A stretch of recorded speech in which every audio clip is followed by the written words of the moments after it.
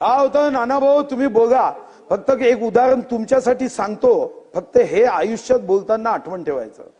एक प्रवचनकार होता, तो प्रवचन करताना म्हणाला, अरे कशाचा मोह करता, हा माईक देवाचा, हा टेबल देवाचा, हे पुस्तक देवाचे, हे सारं ईश्वराचं आहे. तुझं काय, माझं काय, माझं काय, तुझं काय, सारं ईश्वराचं आहे. मोह करू नका, जे आहे वाट्याला तेवढंच का. आता एक माणूस होता, कदाचित तो काँग्रेसवाला असेल, प्रवचन तर ऐकूया, मग प्रवचन झाल्यावर तो बाहेर गेला आणि दुसऱ्याची एक नवीन कोरी चप्पल स्वतःच्या पायात घातली.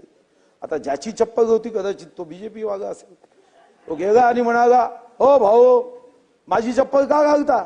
म्हणजे प्रवचन ऐकलं नाही, तुझं काय, माझं काय, माझं काय, तुझं काय, सारा ईश्वराचा आहे. अच्छा, हा मगच तत्वज्ञान सांगतोय का.